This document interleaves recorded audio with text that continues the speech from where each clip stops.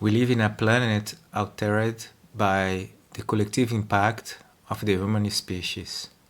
However, not all of them have the same responsibilities when it comes to the long-term relationship and direct effect on the environment, the climate, winds, precipitations, weather, temperatures, etc.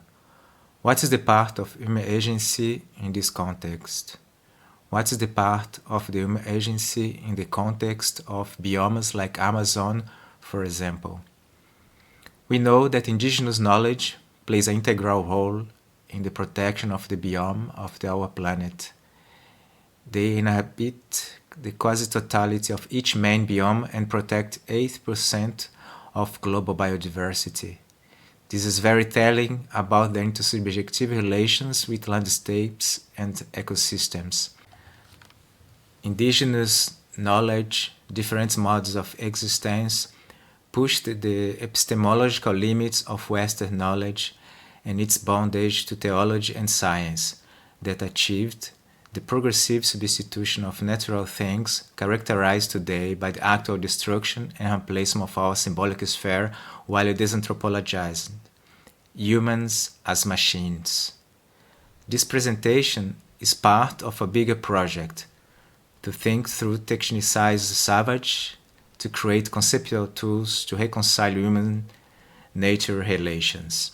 Ecosystemic concepts and anthropological models often deny the intellectually meticulous attitude regarding the natural world that indigenous people express not only in their praxis towards the environment, but also in their culture as a whole.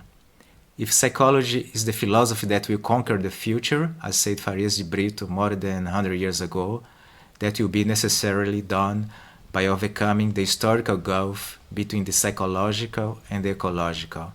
This cannot be done without the inclusion of the indigenous knowledge. Why should we expect that our model will succeed?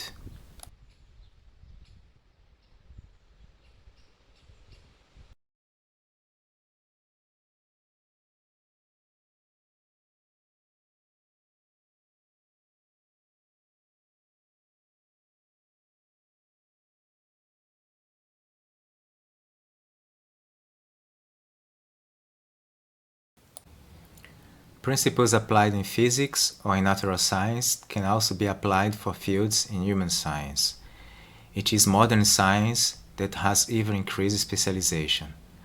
Let's take, for example, the concept of entropy, coined by Rudolf Clausius from the studies of thermodynamic systems in the 19th century.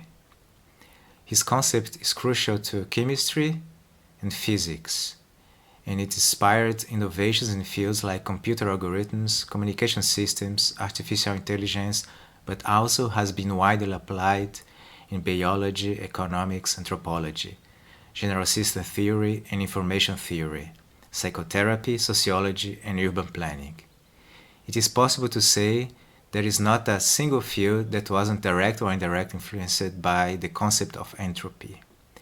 Aptly defined, entropy is the measure of a system's thermal energy per unit temperature that is available for doing useful work. Existing at a time in living and non-living systems, entropy gave all of science processes a veritable direction by understanding the unavailability of energy to do work. A sustainable system, for example, ensures that its entropy levels does not rise to the maximum. Entropy increases in closed systems, systems isolated from their environment. The term system here is important. System means, in our common sense, an assembly applied to a great number of entities whose parts interact with one another. More specific in science, it is an ensemble of elements that can exist isolated and exhibit some cohesiveness. Systems can be seen as a unified concept applied to every configuration. Systems everywhere, said Bertalanffy in his book compiling decades of research. General System Theory, 1968. Three notions are important to think of a system as a theory following his father, Bertalan Amphi. A. Autonomy, B. Interaction, and C. Subjectivity. From the origin of the concept in the natural science, Carnot and Clausius, through the systemic theories and systemic self of the 20th century, the concept of entropy, the deepest conception of the system, enable Bertalan Amphi to think problems that cannot be solved if treated separately, reminding us of the value of integrating parts of a problem. The purpose is to accommodate the interrelationships and overlap between unrelated disciplines. He searched to unify natural and social sciences in a general science of holiness, as he said about the limitations of conventional physics. Living systems maintaining themselves in a steady state can avoid the increase of entropy and may even develop toward states of increased order and organization, differentiating in that way open and closed systems. This desire for a whole, a theory able to embrace a totality, is not without problems. Patrick Thor argues in his book Qu'est-ce que c'est le matérialisme? The distinction between science and ideology remains the key question of any theory of objective knowledge. He elaborates the analysis of the complex discursive, ACD, defined as a dispositive of statements made over time and whose unity is neither an object nor a discourse, but a stake around which the strategies of enunciation are organized and that come into conflict according to identifiable principles, and in the context of precise historical force. Thor criticized the aspect of holiness that characterizes philosophy and seeks to go beyond this discipline. That is for him a major example of ideology, not being an objective science.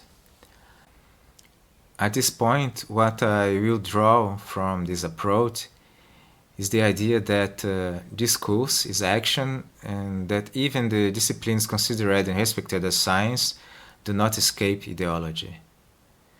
And as such, its manipulative force acts on the world. In order to understand the discursive act in a situation, the methodological device of Thor helps to render intelligible discursive behavior, its cries and its conflicts. We are called to review our misconstrued narrative and revivify our criticism towards our hierarchical and classificatory reason. Triomphe de la machine.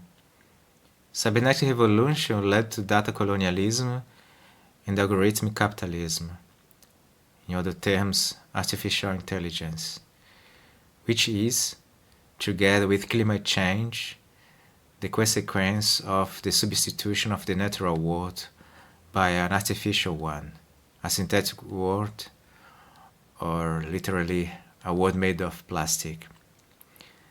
Thinking about the human condition, including the non-humans, we need to review the impact of cybernetics at the core of the Third Industrial Revolution after the Second World War, and by extension, today's artificial intelligence as part of the Fourth Industrial Revolution coming. These events conceptualize and are central to the constitution of the current anthropological model, both transforming the way we think and do science, as in their direct influence on our everyday life. Up until the present, this model had been characterized by teleology and determinism. In our so-called Western world, the political authority keeps power by controlling the symbolic space a space where the perspectives are challenged by a constant reconstructing involving the lived interior-exterior experience through the technology, digital culture. To maintain its power, it is important to design a hermeneutic that will not only assure the control of the symbolical field, but also, as a ruling culture, impose a particular interest-based view as universal. Westerns have been haunted by the specter of their own inner being, said Salins, that they transpose to the machines, which again return the phantasm. Without any doubt, cybernetics and today's artificial intelligence revolution are building a new class, exposing explicitly the intrinsic relation between power, knowledge, and symbolicity. We are living inside of the triumph de la machine and l'obsession du communicable, denounced by Henri Lefebvre as early as 1967. Lefebvre created the term cybernanthrope to name the being normalized and technicized. The metaphysics of this paradigm suggests a mechanistic materialism, announcing cyborg and post-human ideologies. The cybernanthrope defines itself as a complex organism obeying simple laws, least action, economy, etc., and having an integrated system of self-regulating partial systems constituting a beautiful whole: the nervous system, the bone system, the glandular system, the digestive and the respiratory system, etc., said Lefebvre. The expectation that the normative potential of cybernetics and information theory will improve our human valuation and judgment is today the same given to artificial intelligence and the data-driven society. Each technical epistemic revolution has a personal, societal, and economic impact. Cybernetics, self-regulated system, nature. Norbert Wiener originated cybernetics while developing computers and automated anti-aircraft artillery during the World War II. His anthropological model is based on aerial warfare and revolutionized our mode of existence, concretely giving to us the opportunity to explore and realize the myth of Pygmalion, the transformation of the meta being into a perfection of which it is the bearer, the contempt for women, by replacing them with the progenitor of generations free of errors. Errors are too human. Cybernetic combines narrow areas of physics and biology, deconstructing dichotomies like nature, culture, human, machines. Paul Galison affirmed, where Darwin had assiduously tracked the similarities between human and animal in order to blur the boundary between them, Wiener's efforts were devoted to effacing the distinction between human and machine. End of quote. Its Manichaean vision reduced the intention to a relation input-output, where, again Galison, ally and enemy begin to resemble each other in a war of human-machines hybrids. End of quote. Moreover, Paul Galison, there is a relentless cycle in which one conceives of the enemy a certain way, and then that conception begins to work back on us. The enemy as a human machine, black box, become us as human machine black box. The enemy, city targeted, bombed, dispersed, become our city dispersed in a preventive anticipation. End of quote. Aptly take from the title of Heinz von Foster's book, cybernetics can be defined as the study of the circular, causal, and feedback mechanism in biological and social systems. Norbert Wiener, the founder of cybernetics, since the first Massey conferences, believed that mathematics and cybernetics cannot really contribute to social science. He, like many others, believed that by standing to the helm of philosophy, science became ideology. However, he was also responsible for both the scientific and the philosophical formulations. His studies of control and communication put under sway of cybernetics the totality of the fields in human science, hoping to improve our moral sensibility. The basis for metaphysics of cybernetics, the book God and Golem, received the National Book Award Prize for 1964. In the 60s, mathematics became popular among social scientists, boosted by the Ford Foundation, transforming sociology, anthropology, psychology, economics, psychiatry, and political science.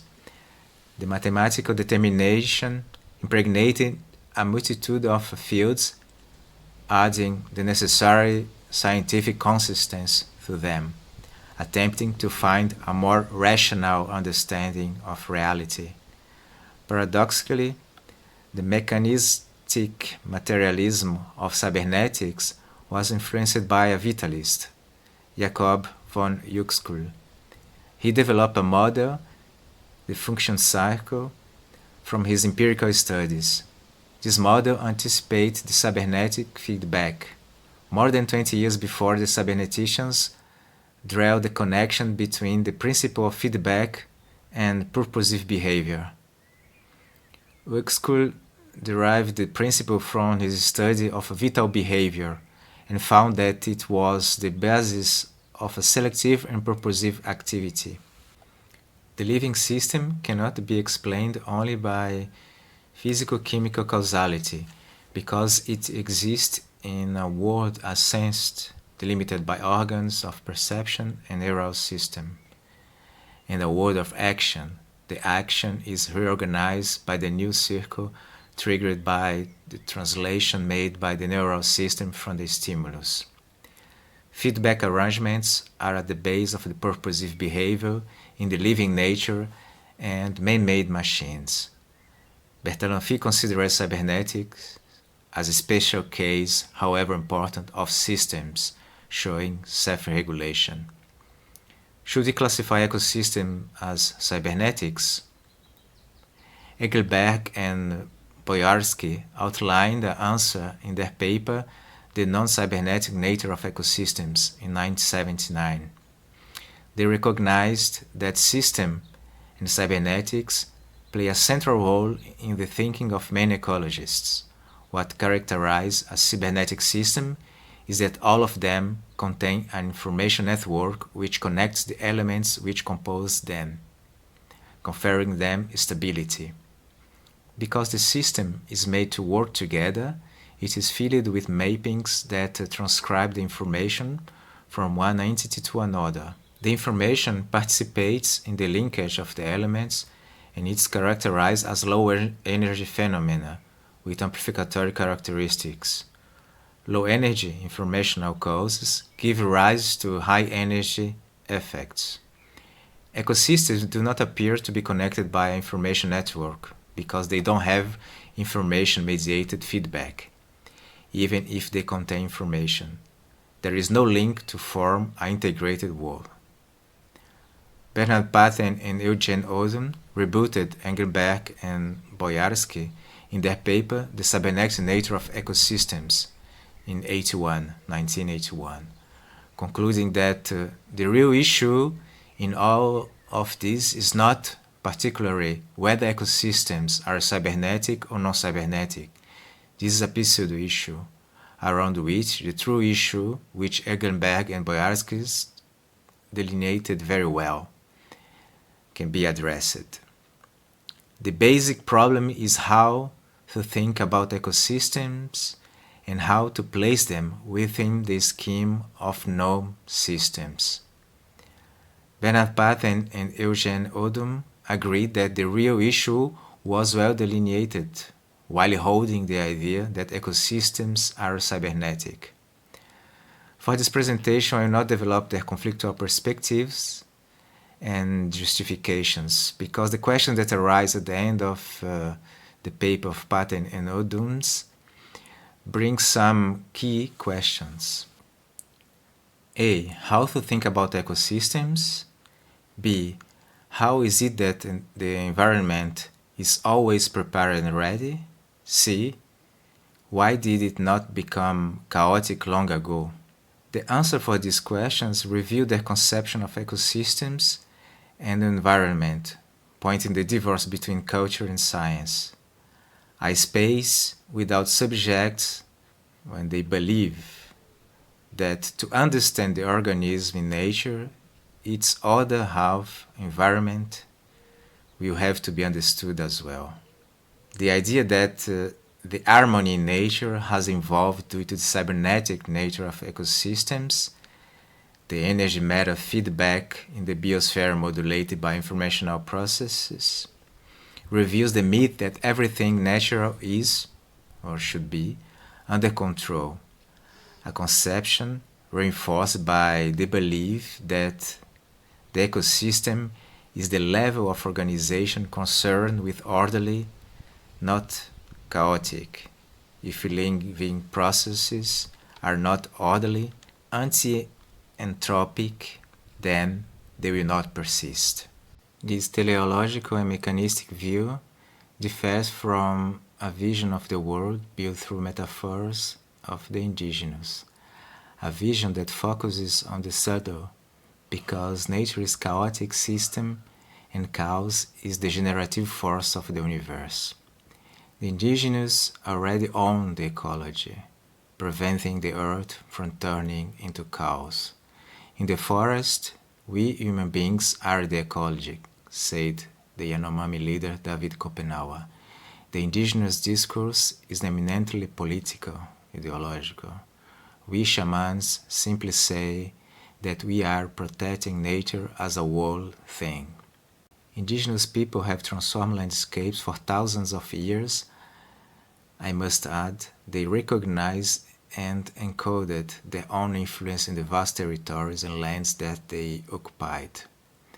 Now, after more than 500 years of ongoing genocide, it is time to leave the ambiguous romanticized vision about the indigenous that modernity has created, denying their agency and knowledge, and at the same time reducing their environmental politics as naive wisdom, again denying their capacity to manage and manipulate critical resources. William Ballet has demonstrated at least 12% of the Amazon forest in Brazil is anthropogenic forest, a territory bigger than Germany is perceived by the indigenous people living there as cultural landmark. I quote William Ballet. The people who made the cultural forest of Amazonia did not practice forest destruction and conversion. Rather, they had technologies and ideologies about the forest that had developed over centuries, and they engaged the forest rather than acted to marry a place with a different biome, such as grassland, pasture, or degraded woodland, devoid of hardwood trees. To be sure, the forests they left behind were not original landscapes. At the same time, there is evidence that traditional Amazonian forest technologies are the result of enhancing local and regional diversity, said Ballet. The Amazonian environmental knowledge can be explicitly verified by examining the indigenous culture as a whole, language, vocabulary, culture, encoding empirically knowledge about the environmental local settings. They have transformed landscape and redistributed species, and they continue to do so, acknowledging that their ancestors have also impacted the landscapes where they lived. Toward historical and ecological approach to psychology. The interdisciplinary field of historical ecology uses the term landscapes derived from historical geography. history and culture are inscribed on the land. Understanding that human behavior and agency must comprehend temporal and spatial dimensions, this discipline is concerned by the relationship of human societies to local environments, postulating that human-mediated disturbance is a principle of landscape's transformation. For that reason, it is also concerned by the cumulative global effects of human disruption. This approach includes cultures and landscapes, and therefore overcomes the exclusion of emergency and intentionality that the system theory, with its unhistorical mathematical rigor confused with science, are unable to provide. The present divide, that is, an ancient divide between poets and scientists, persists in systems-led theory, including cybernetics.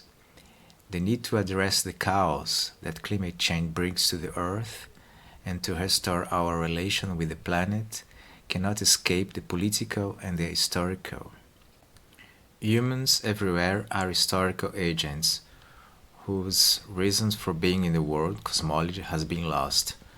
As Augustin Berg pointed out, by the imposition of the classical Western modern paradigm, without cosmology, our navel is Wall Street. Historical ecology, seeing the planet and its inhabitants as a continuum, offers the field of psychology tools to renew the understanding of our environmental issues. Indigenous knowledge and ways of being are also relevant to understanding the subjective relations between landscapes and ecosystems. They are conceived by indigenous traditions, revealing intellectual and active paths to the construction of the true human. The mathematical psychologist Anatole Rapoport noted some aspects of the relevance of cybernetics for psychology: the mind-body problem, on the theory of the nervous system, and on the socio-ethical problems arising as consequences of automated technology. Affecting biological science, cybernetics is at the center of the mechanist-vitalist controversy, unifying the dichotomies between the limited possibility to describe living matter alive, explained by physical and mechanical laws. Published in 2021, the paper Application of Cybernetics Psychological Theory, Historical and Conceptual Explorations explores the link between cybernetics and psychology, retracing its history, giving an account via a tripartite narrative: the evolution of cybernetics, the diverse interdisciplinary meetings with mathematicians, biologists, psychologists, anthropologists, computer scientists, and so on, aiming to provide the cues for psychologists in the information age to move towards understanding cognition, biology, and unfolding psychosocial experiences across time and across varied contexts. The mixed methods proposed adheres to the black box and computer metaphor, the cognitive revolution. The Mundane Turn of Cybernetics, May's Conference from 1946 to 1953, Ixon Symposium 1948, or Dartmouth Conference 1956, is actualized to our actual information age. However, system-related theories in cybernetics is hostile to indigenous knowledge because Vina's approach leads to the unified view of the world, including its human inhabitants, where everything is connected to everything else. Indigenous views multiply the differences, being antagonists to uniformizations. How to build bridges to adopt mixed methods, allowing us to restore our relation with the planet, considering that each technical epistemic evolution has an anthropological model. I believe by introducing some excluded voice and its allies throughout the world. Voices that understand us as ecology, meaning that giving the due attention to the subtle and the small gestures that avoid awakening the climate cause. Hozak introduced the eco-psychology principles in a brief article published in 1992. He wrote, "Environmental problems have become the psychopathology of our everyday life. His unconsciousness is Freudian. He will therefore bear all Freud's prejudice, while his principles inherited a wild vision, the ethical obligation to our planetary home. The egotistic civilization of progress, with his messianic vision and colonial mindset, adopts the prefix eco.